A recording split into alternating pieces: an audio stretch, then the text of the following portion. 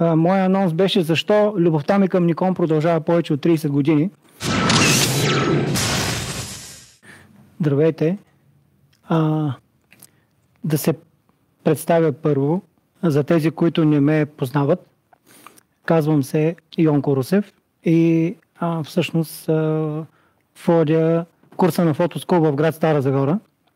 Преди да почна да работя изцяло с Nikon, съм пробвал и други марки фотоапарати, като естествено съм започнал с руската школа, оттам през немската и докато стигна, нали, до това мое ежедневно вдъхновение, наречено Nikon. Сега първо ще покажа, нали, малко история за самата фирма, защото смятам, че ще бъде интересно. Малко история. Тук съм подготвил 2-3 слайда, които вероятно ще са ви интересни. Няма да ви отекчавам много. Значи, малко история. Nippon Kogaku или Japan Optical Corporation или Japanese Optical Society, по-късно известна в цял свят като Nikon. Тази фирма е създадена реално на 25 юли 1917 година. И отдолу съм ви написал, че реално тази фирма вече е на пазара от 107 години. За мен това е голям еталон.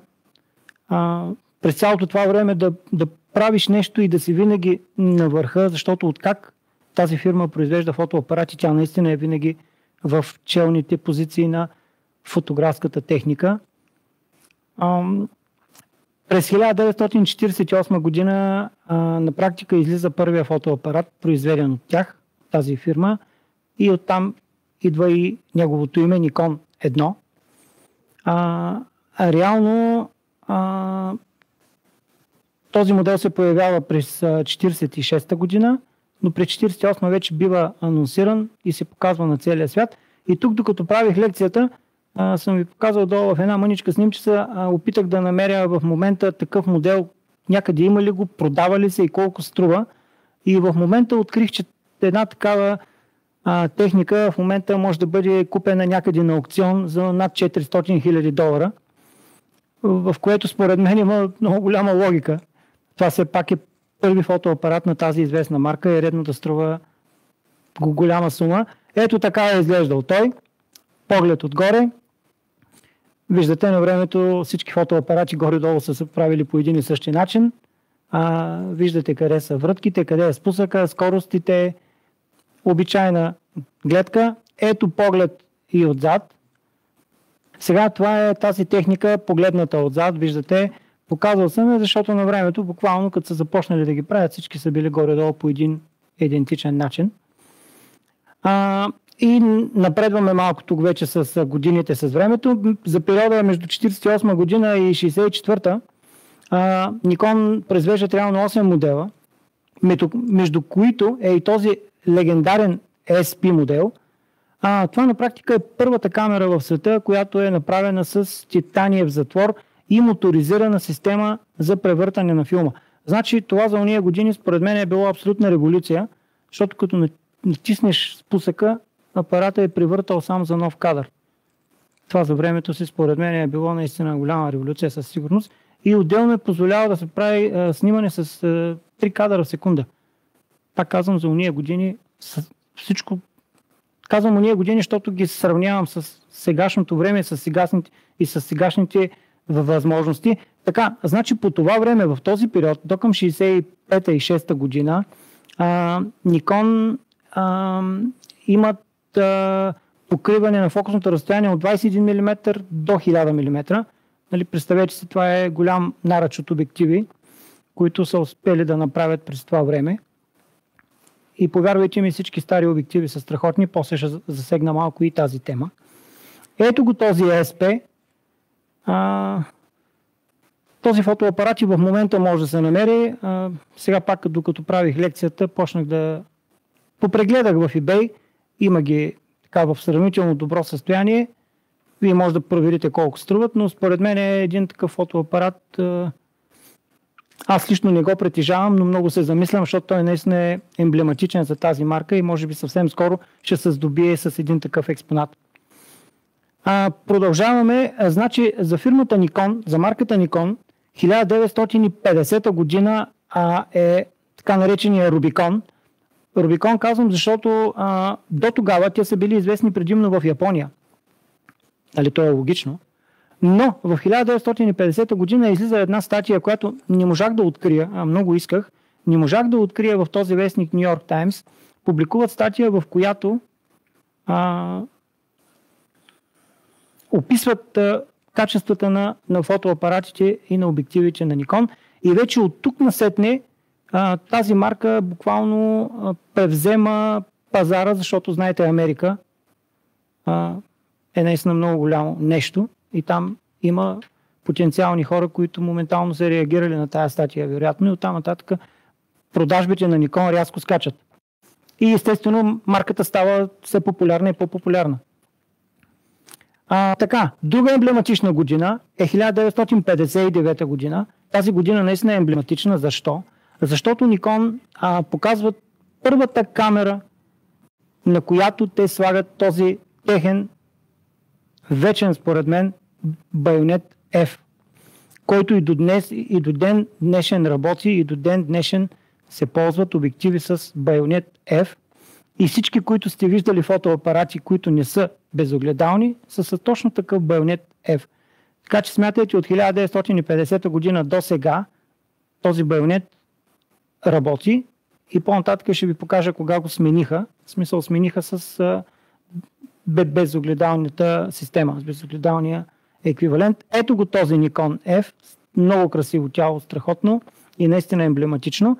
Това е първото тяло и вече от тук нагоре започват моделите след буквата F да се слага определена цифра. Тя със сигурност означава и нещо. Така, продължаваме напред. Една супер значима година за Nikon. Това е 1971 година, в която NASA, всички знаете какво нещо е NASA, сега ще обърна малко повече внимание на това, защото наистина според мен има голям смисъл да го кажем. NASA избира Nikon за доставчик на фотооборудване за своите мисии и реално този Nikon FT-N е монтиран на космическия апарат Apollo 15. От тогава насам, от 1971 година до ден днешен, Nikon е камерата, която NASA ползва за техните цели в космоса. Което според мен е голямо признание, защото вече на пазара има много други марки, които правят камери и то никак не е лоши, даже въобще не е лоши, но NASA продължава да има голямо доверие на тази марка Nikon. И сега тук съм ви подготвил 2 или 3 слайда, за да погледнете. Ето го този Nikon F, пригоден за NASA. Ей така е изглеждал. Извинявам се, това е FTN. Това е този модел, който ви казах от 9. Това е FTN, пригоден за NASA. Значи те са правили най-различни модификации на тия камери, за да могат от NASA да ги ползват както те искат. Това е единия модел. Един свръхемблематичен модел за марката. Това е F3. Това е също модификация за NASA. Този модел е анонсиран през 1980 година. Притежавам една такава камера, невероятно страхотна. Пожелавам на всички да имате възможност да поснимате с наистина нещо такова, което дълги години е радвало целия свят и според мен продължава да го радва. Ето ви го F3, модифициран също за NASA. Вижте как е изглеждал един фотоапарат тогава. Специален модел по поръчка. Друга емблематична година за Nikon, това е 1988 година. Някои от вас вероятно я помнят. Този апарат беше анонсиран тогава за Олимпиадата, за Олимпийските игри в Сеул. Имаме тази камера също, невероятна. За мен вероятно това е най-здравия фотоапарат, правен от Nikon някога. Това тяло F4 наистина е емблематично. здраво, тежко, няма какво да му стане буквално. И ето ви сега на следващия слайд, пак модифициран за NASA. NASA казват какво искат и Nikon им го правят, им го доставят. Това наистина е страхотно. Тук съм ви сложил два кадъра, просто да видите какво се случва в открития космос с Никоните. Аз съм гледал доста видеа, да ви кажа, на тая тема и е много интересно. Нали, за фен на Никон, за човек, който снима над 30 години с Никон, това е много интересно да видите фотоапаратите в безтегловност, как ги гонят, как ги търсят. Страхотно. Страхотно. Така, преминаваме много рязко вече в дигиталната ера. Значи през 1999 година Nikon показаха първото си професионално про-дигитално тяло, което също притежавах известно време. Даже сега още ме я, че го нямам вече, но така се случи. Значи това тяло като излезе, как да ви кажа, това беше абсолютна революция. Тогава. И тук съм сложил три важни неща в ляво, нали, за него. Това беше малка матричка, DX матричка и забележете 2,7 мегапиксела. Само 2,7 мегапиксела, но най-интересното беше, че правеше 4 кадъра и половина в секунда. Значи това си беше абсолютно репортерска камера, здрава, влаго-прахозащитена, магнезиево тяло, голям визор, голяма батерия, голям екран, нали, вече може да кажем в кавички, но за времето си това беше абсолютната революция. И като излезе, нали, този фотоапарат, всички така, които обичаме Nikon, го искахме, то няма как. Така, но за мен най-голямата революция в дигиталната ера, след безогледалките, е ето този модел, който Nikon анонсира 8 години след като показа първия си DX вариант. На 23 август 2007 Nikon показаха първото си пълноформатно тяло, така наречения full frame, който вече беше с 12 мегапикселова матричка, 2 слота за карти, написал съм може би най-важните неща, и правеше 9 кадъра в секунда. Аз съм имал няколко такива тела и едно в момента съм си оставил даже.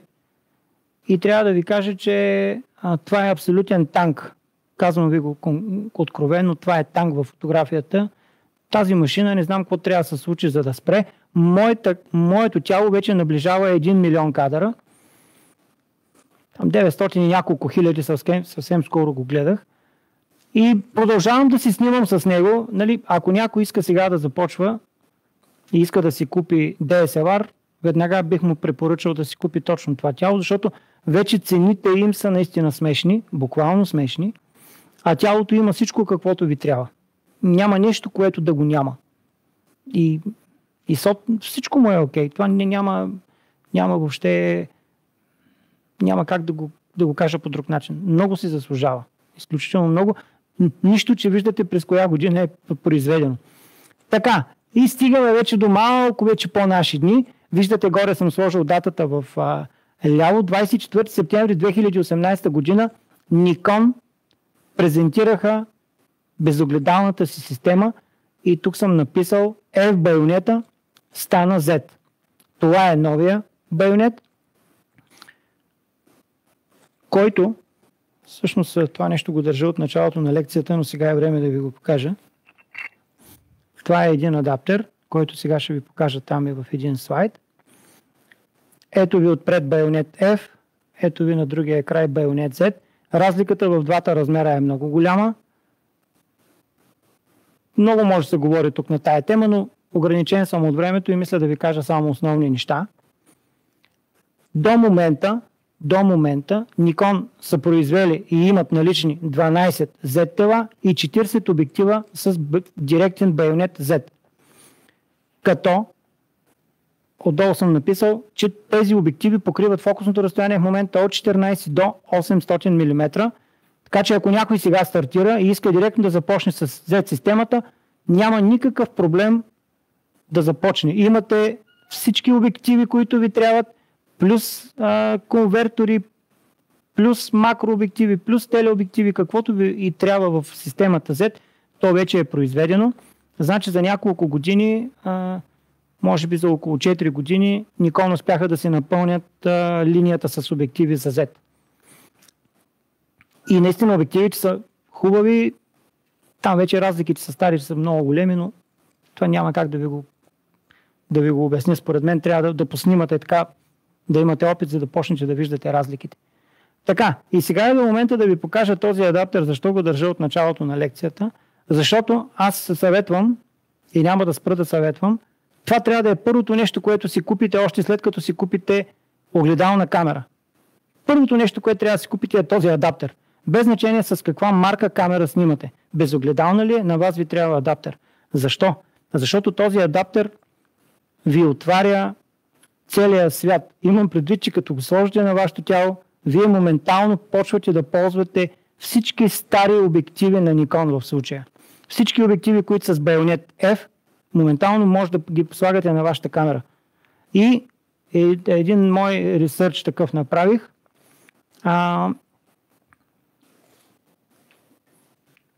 Секунда, че пак май бързо натискам.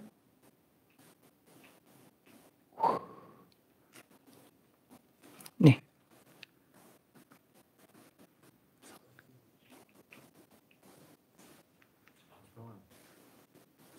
Много бързо натискам явно и... Да.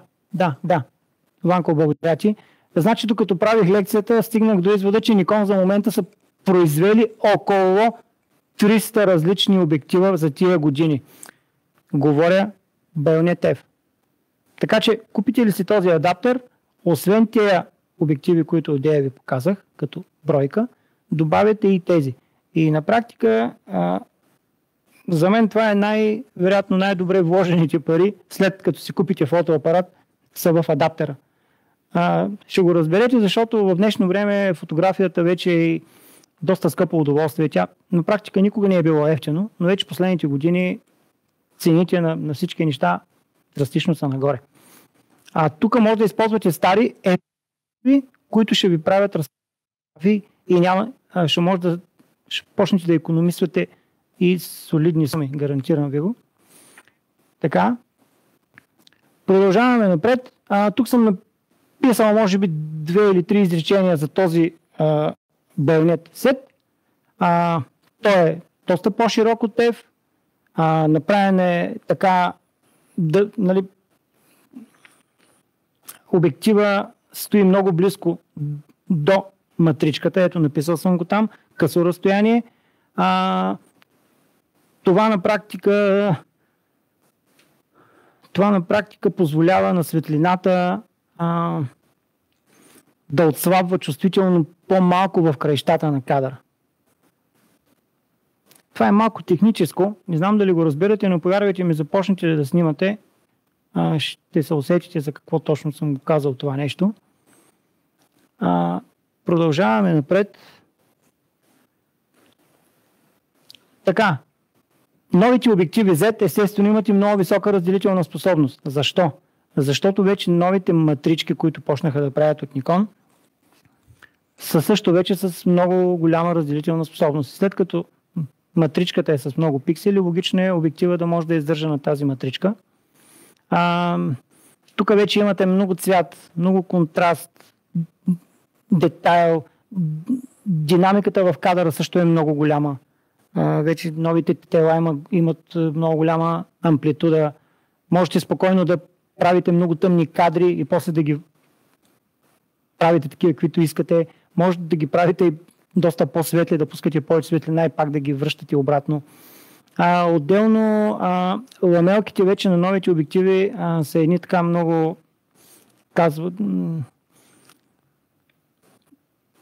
те са просто някак по-финно заоблени и това подпомага дефокуса да става един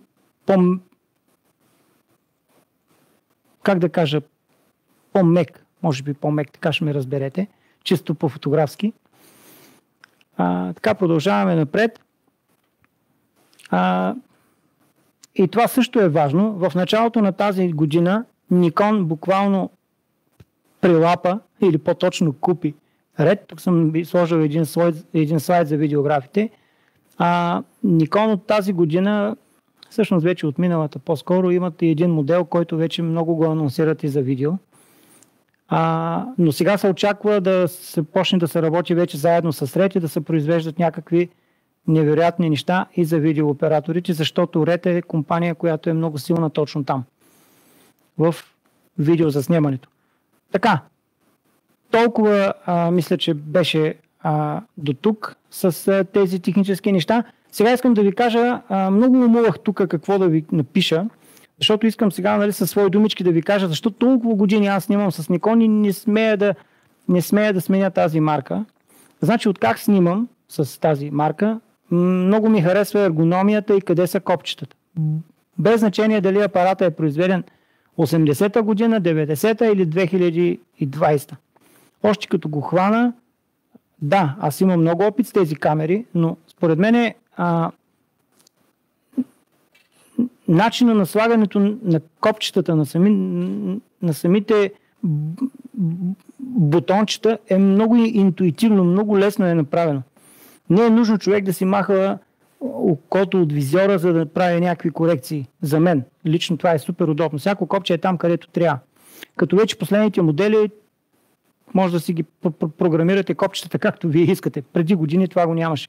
Така, другото супер удобно нещо, това е за захвата. Още като хванете камерата, тя ви залепва за ръката.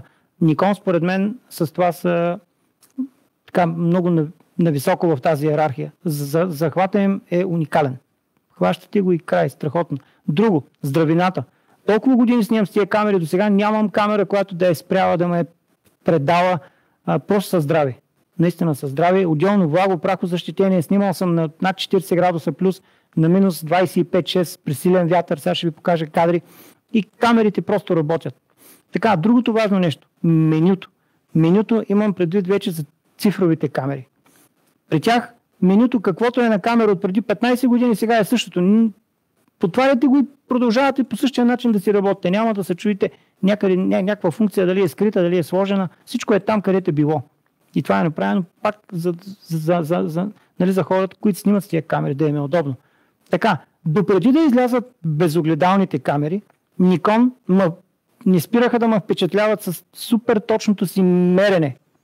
Правил съм десетки проби с Nikon и с други марки камери. При Nikon нямаше празно в меренето.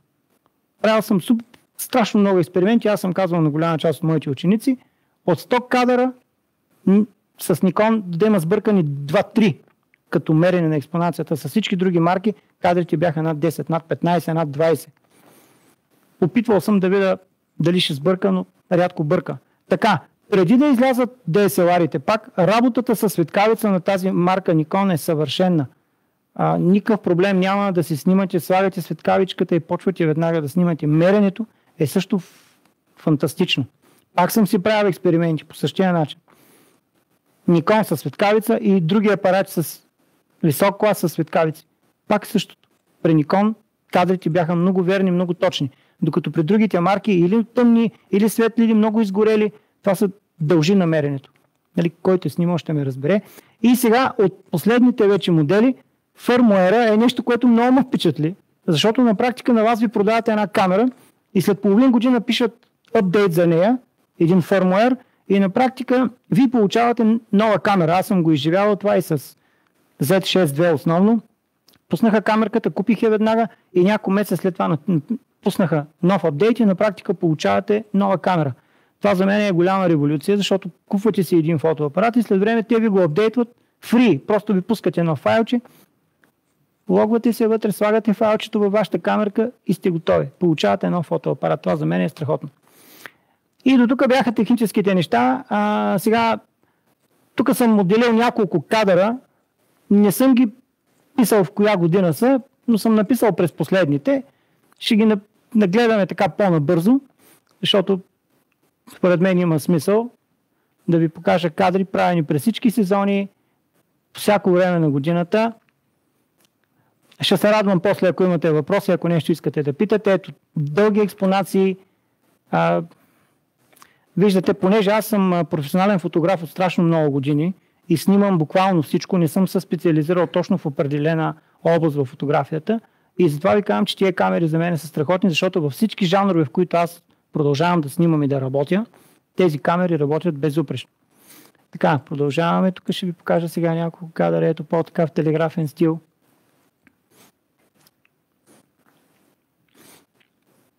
Това е на голям студия на вятър, където дея ви казах в Норвегия.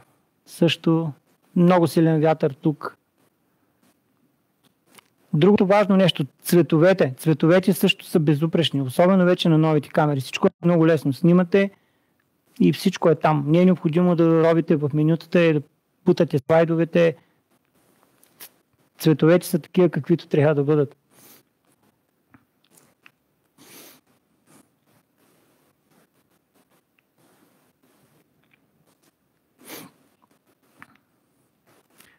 Отбрал съм кадри абсолютно така, каквото ми е харесало, понеже нали, ясно е, че много неща имам снимани и наистина ми беше трудно да подбера за лекцията, но исках да сложа и нали, така интересни кадри от всякъде, с почти всякакъв тип обективи, с почти всякакъв тип фокусно разстояние.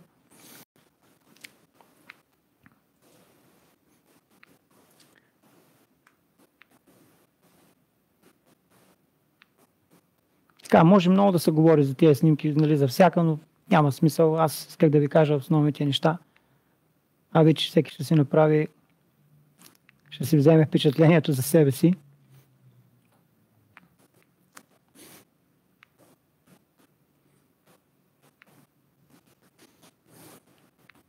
За мъжки рози от тази година.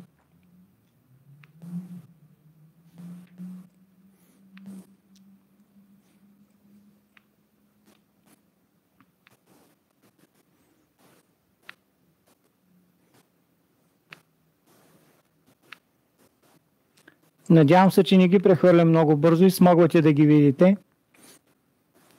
Тя ще бъде лекцията там, така че ще успеете да я видите.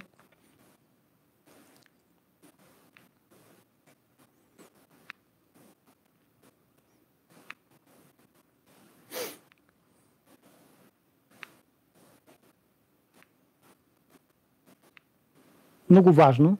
Наистина, обичайте вашите камери, отнасяйте се добре с тях. Просто има смисъл. Когато човек си обича камерата и е влюбен в нея, тя му се отблагодарява.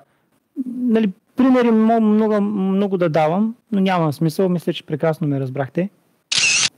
И нали, на финала сме. Искам да ви кажа, че Nikon и сега продължава да е в космоса.